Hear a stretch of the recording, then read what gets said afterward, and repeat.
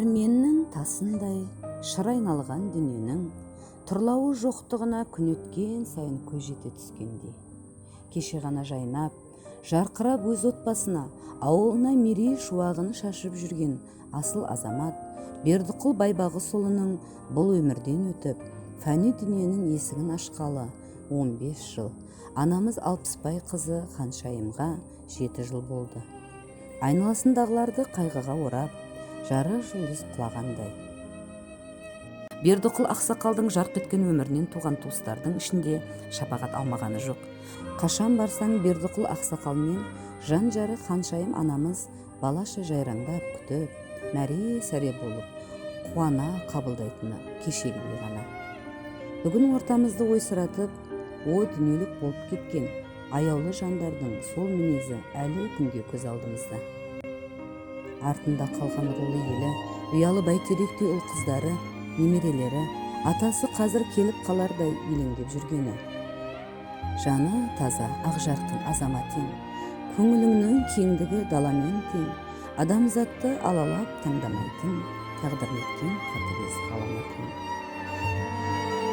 Бердіқұл Байбағысұлы 1922 жылы оңтүстік Қазақстан облысы Көкбұлақ ауылында дүниеге келген. Сол кездегі Калинин мектебін 7 жыл оқып тамамдаған.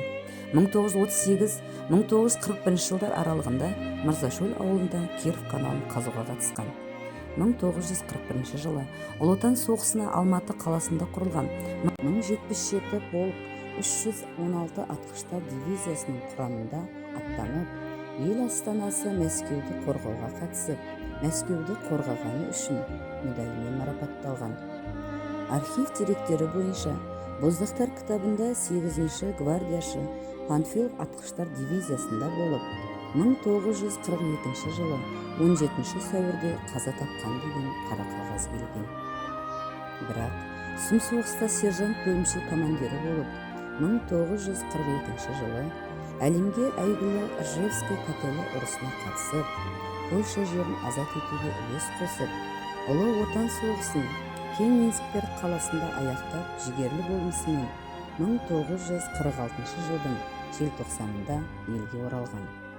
Батырлығы мен қайсарлығының арқасында Кенигсберг қаласын алғаны үшін медалімен және 2-ші дәрежелі Ұлы Отан соғысы орденімен марапатталған. Ақ көңіл, ашық мінез жарқылдаған, дос-жардан жақсылығы тартылмаған, тектіге тартып туған асыл әкем Қайнардың көзінде ең сарқылмаған.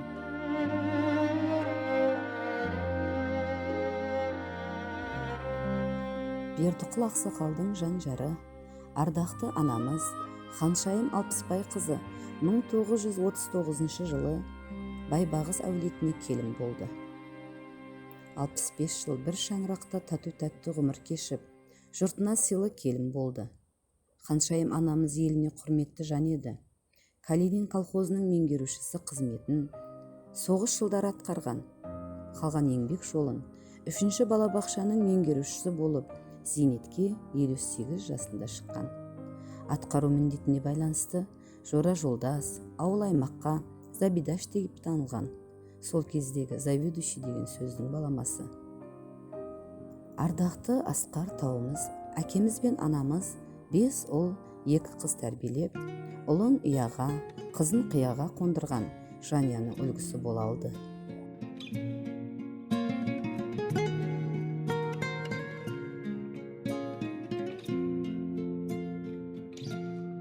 Өмірдің көрген талай жол тарабын, әкеден кім аяйды қолда барын, әкенің ақ тілегін өтеу парыз.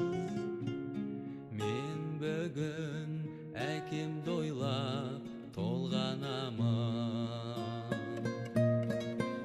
әкенің ақ тілегін өтеу парыз. Мен бүгін әкемді ойлап толғанамын.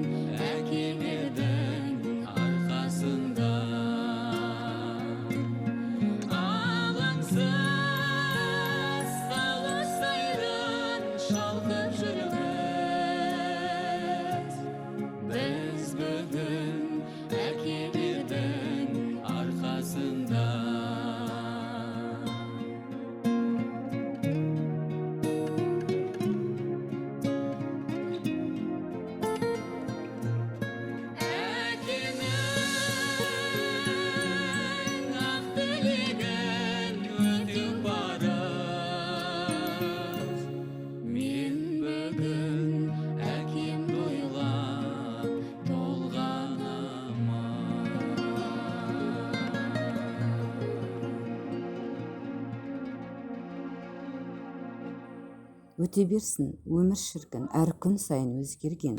Бірақ өшпес жанымызда жылу берген әзбейнең, әке едің асқар таудай азамат ең шын асыл, қай кезде де көңіліміздің ең төрінде тұрасың.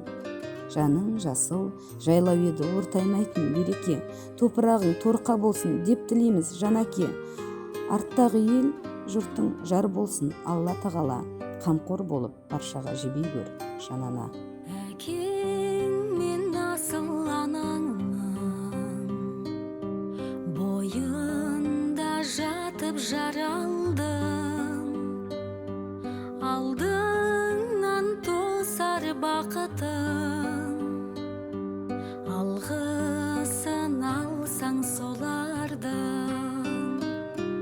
Әкең мен анаң әкелген адам, бәріңді мынау өмірге ажарың болып, базарын көріп, отырсын жайнап төріңде.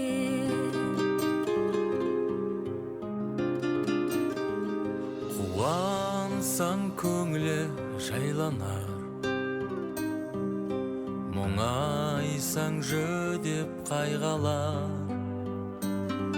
Әкеңдей адал мейірбан, анаңдай қамқор қайда бар. Әкең мен анаң әкелген адам, бәріңді мынау өмірге ажарың болып, базарын көріп, отырсын жайнап төріңде.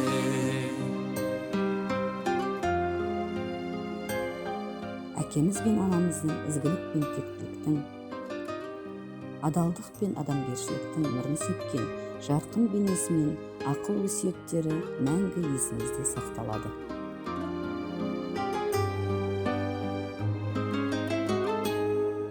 Ағарып атқан таңдайын, балаңның сүйіп маңдайын, Көзімнің ақ пен қарасы,